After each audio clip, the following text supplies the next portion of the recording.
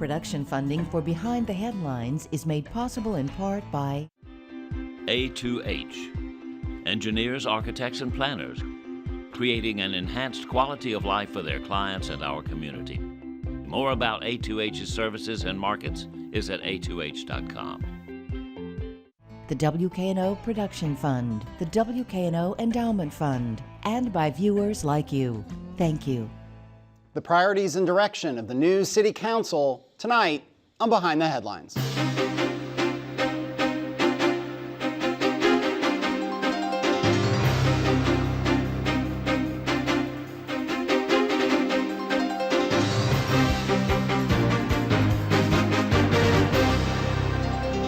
I'm Eric Barnes, publisher of the Memphis Daily News. Thanks for joining us. I'm joined tonight by Kemp Conrad, newly elected chairman of the Memphis City Council. You take that office in January, I believe. Thanks for being here. Thanks for having me, Eric. And Martavius Jones, an incoming city councilman elected recently and take your seat in January. Yes. Thanks for being here. Thank you for having me. Let's start, and we'll just talk through priorities. And I'll say first for people watching, we're actually taping this Thursday morning, so we don't know the outcome of all the runoff elections that'll happen tonight. And we'll try to get some of the more of the new folks on as things unfold, between now and January and into the new session. I'll start with you, Kemp.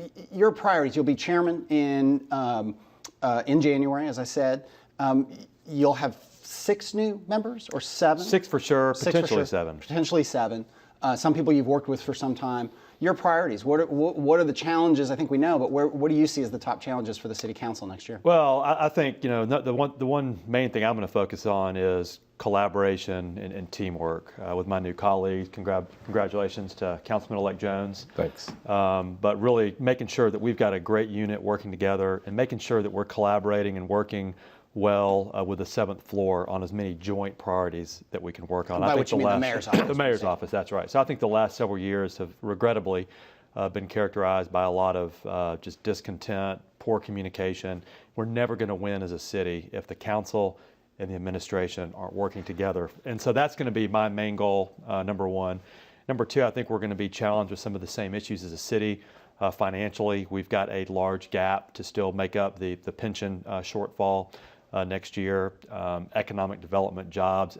I'd like to see us focus more on people as opposed to buildings and things like this. Really focus on things that are going to affect the lives of people. But I think it's crime, it's economic development, and blight and things of this nature. Let's drill down on a couple of things and get Martavius' take. One is the relationship with the mayor. We're coming off a mayor's race. You'll have a new mayor, Jim Strickland, obviously. There was just a lot of discontent and frustration with virtually all city council members, not all of them, but right. Virtually all of them, with the way Mayor Wharton's administration interacted with the city council. I think it even came up this week with some frustration about the central station, right. Train station. Right, exactly. I read the quote from Harold Collins. It doesn't seem like I'm paraphrasing. It doesn't right. seem like the administration knows, and I can just see him sighing one more time. Right. On, one of his last city right. council meetings that the council wasn't getting the information it wanted and expected from the administration. Why was it, looking back at the last 4 years, why was that relationship so bad?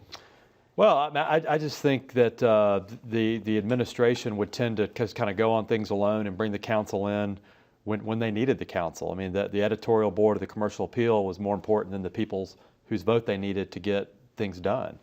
And I think that Mayor-elect Strickland, having come from the council, I hope and think that he'll have a much different perspective on it. And the way I would do it is I would have certain council members on key initiatives. Councilman-elect Jones is obviously passionate about education. People are passionate about economic development or blight or finances.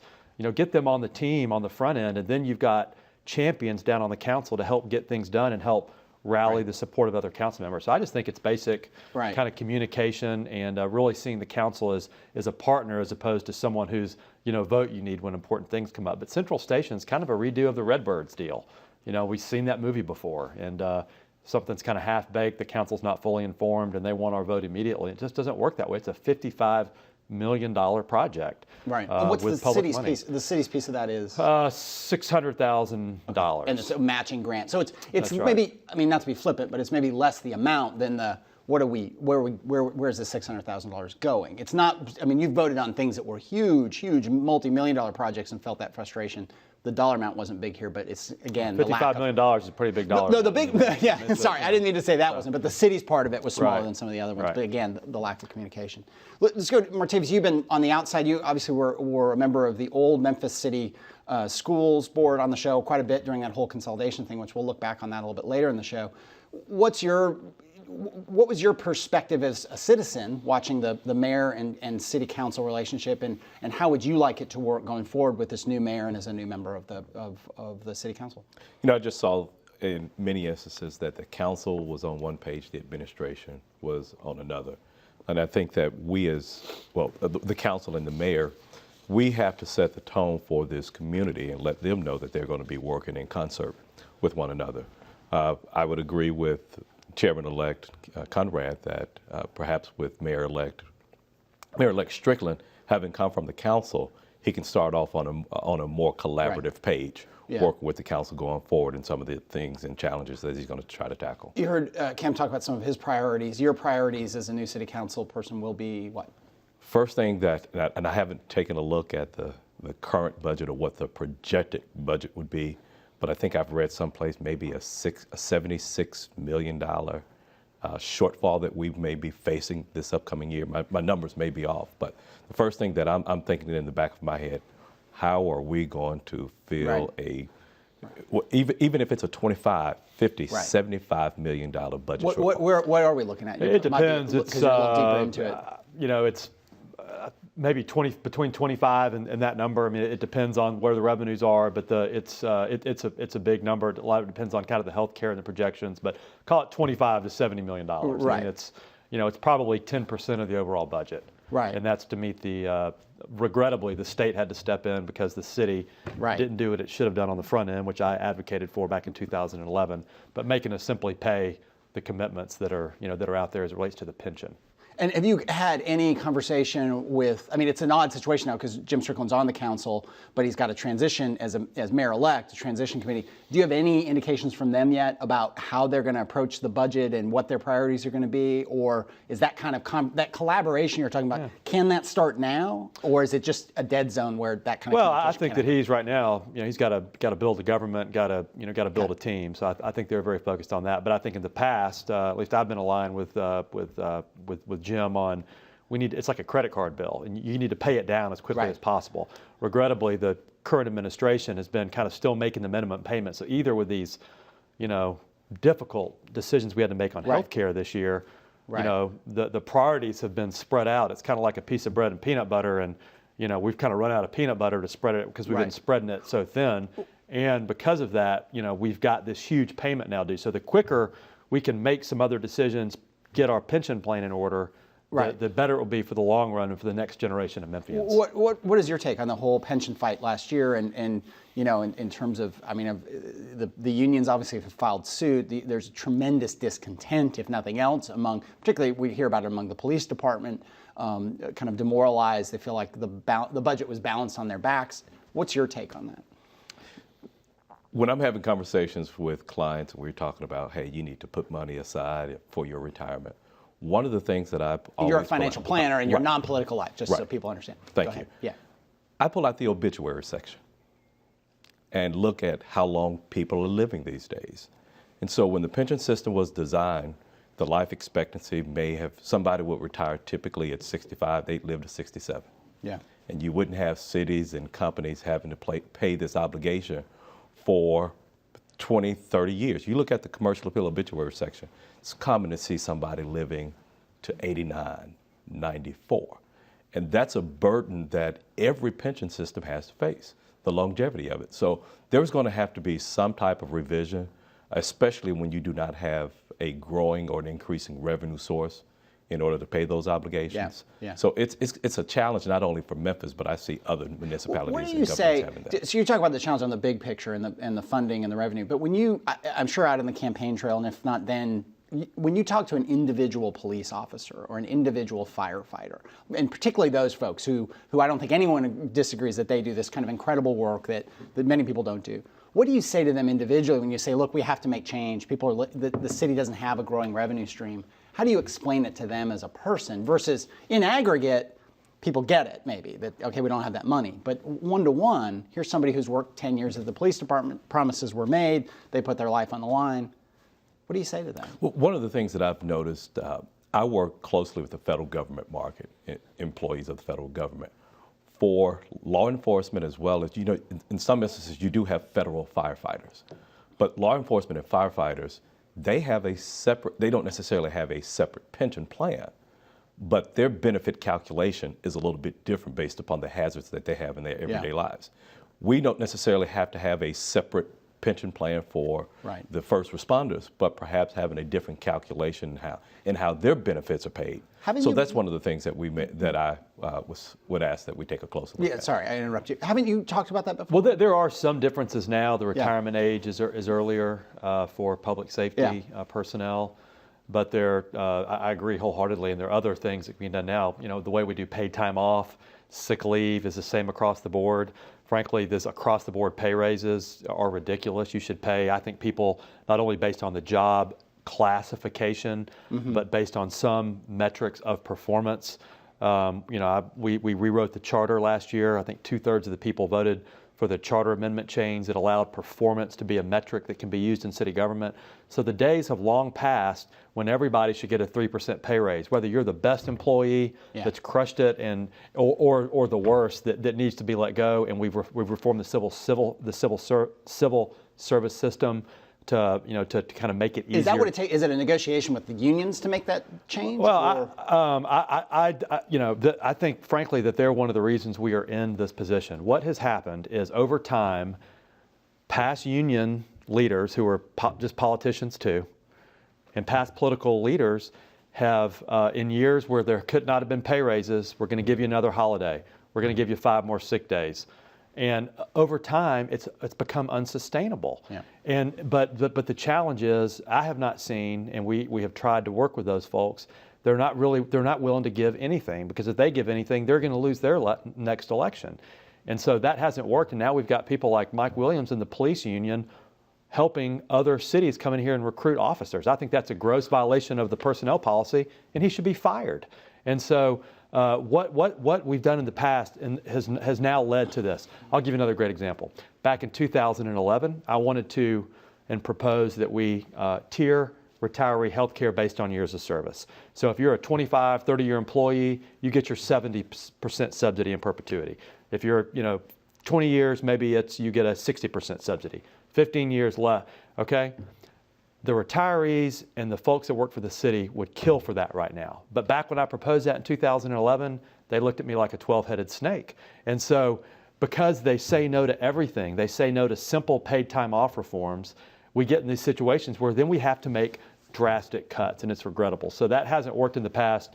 Maybe Mayor-elect Strickland has the Midas touch and can make it happen, but I'm not optimistic, because they simply don't want to give on anything for the greater good.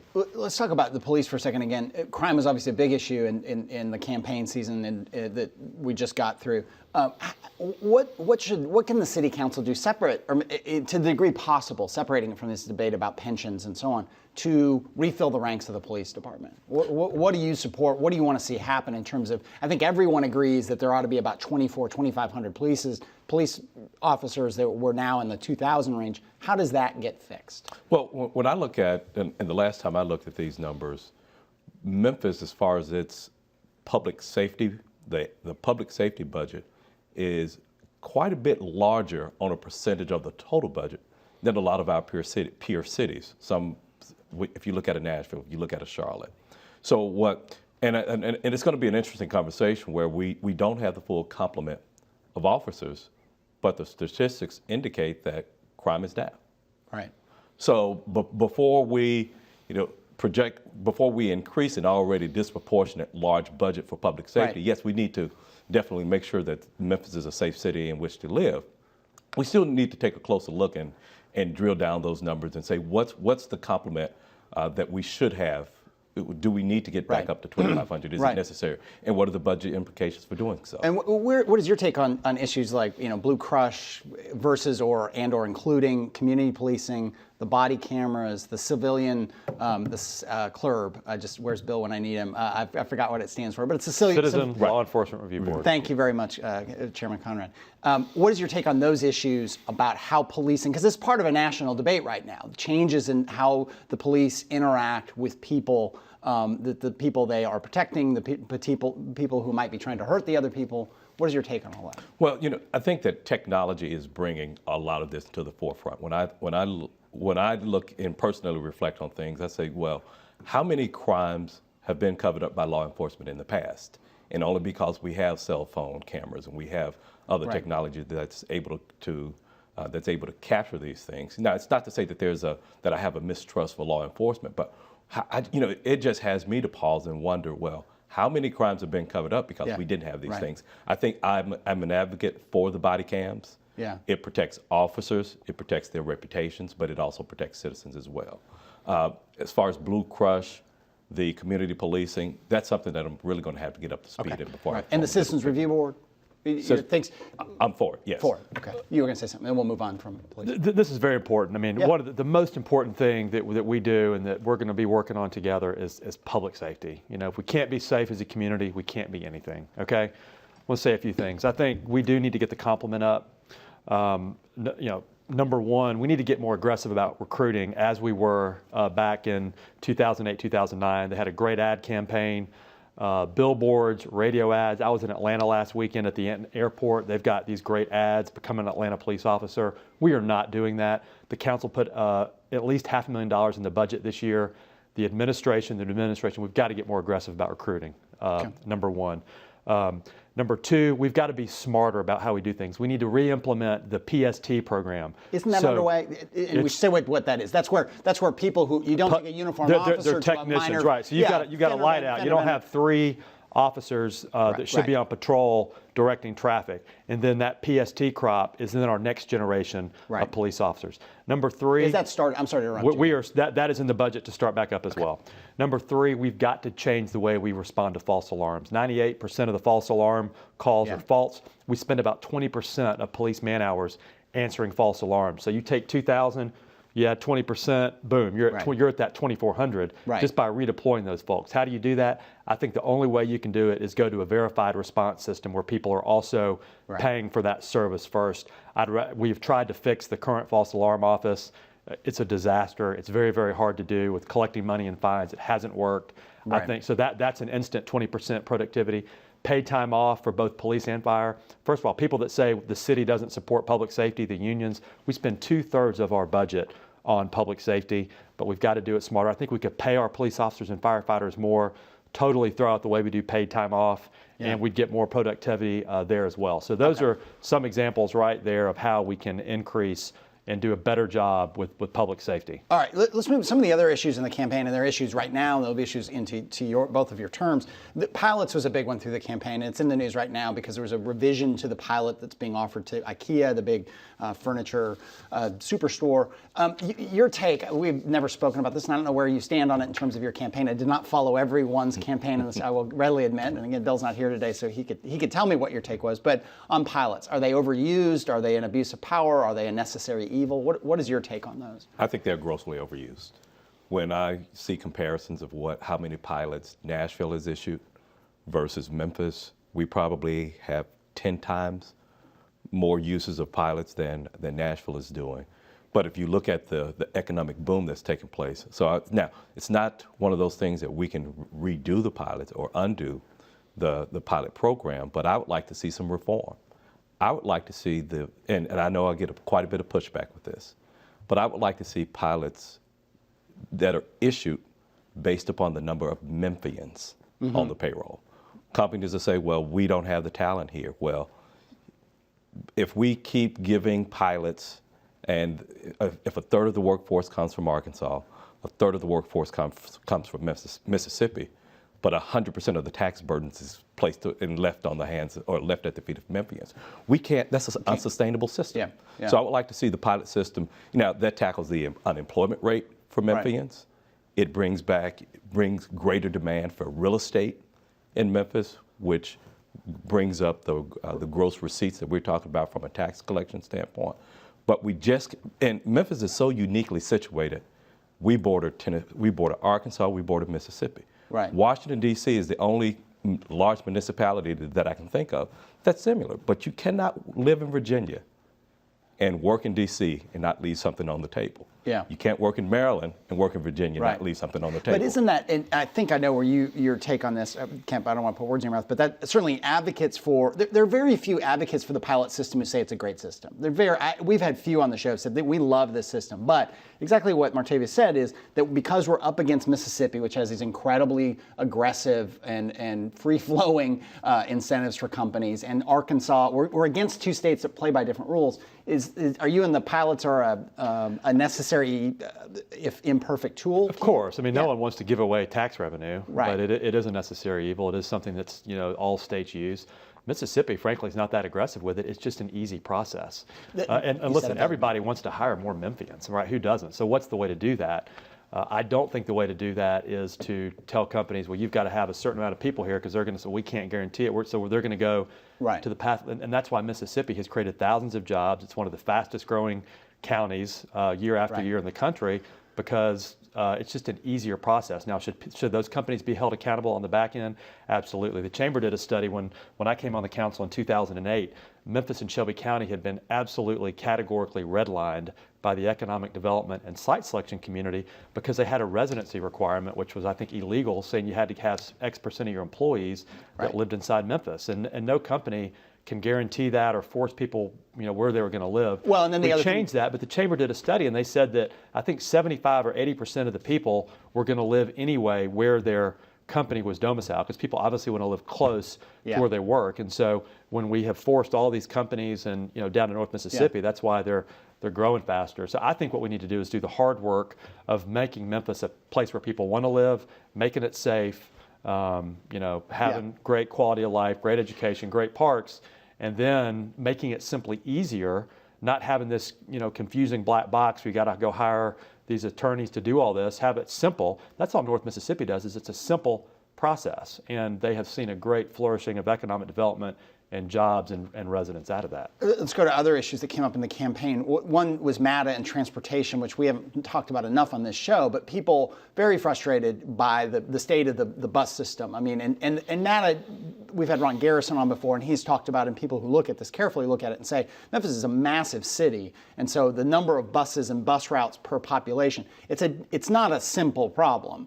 But what can be done? What would you like to see as a city council person? What might you push for MATA to do? I guess we're going into Ron Garrison, the new MATA head, second year, maybe third. I think he's somewhere in his second year. What would you like to see done?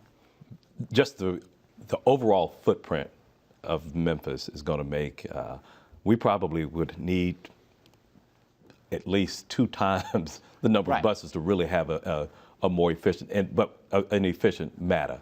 Yeah. But we really don't have the density within the area that's really served for MATA to be as efficient as we would want to see it. Yeah. So what I would like to see, I'd like to see perhaps we can have more satellite type of operations as opposed to a more centralized location for MATA, because what the complaint, and Memphis really doesn't have that bad of a traffic problem. I lived in Nashville for 6 years before I moved home, and this is before the boom of Nashville, and traffic was horrible then. I went to college in Washington, D.C., and I still travel up there on a regular basis.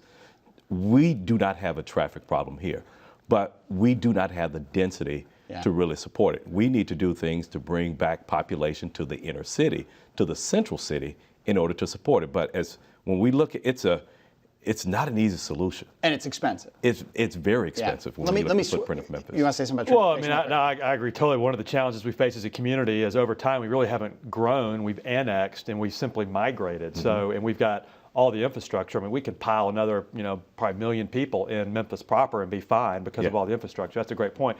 This is one reason also why I think we've got to make MATA work efficiently, and I'm excited about Mr. Garrison. I think he's doing a good job.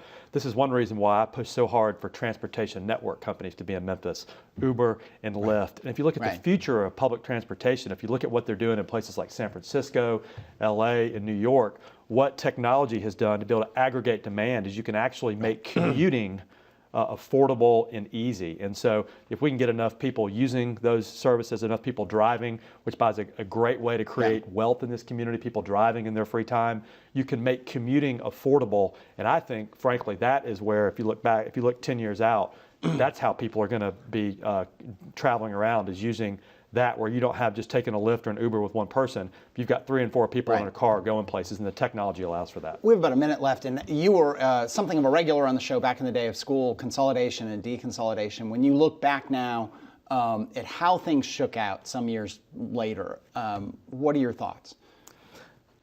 Dr. Carol Johnson, when she was superintendent here, during sort of her exit interview, she said, Martavius, I was disappointed in my time in Memphis because Memphis didn't seem to have a commitment to education.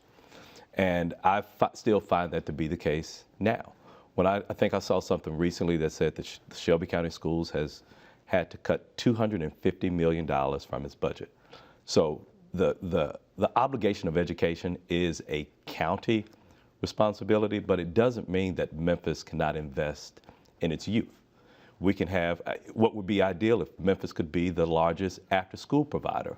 So I would like to see on the council, I'd really like to see where are we spending our dollars for children. They're Memphians too. All right. Can I echo that? Okay. I just want to say, if we're going to be a great city, we got to be a great city for children and families. Right. And there's a lot after school, early childhood. There's a lot more that we can do to achieve that goal. All right. Thank you both for being here. I appreciate it. Thank you for joining us. Join us again next week.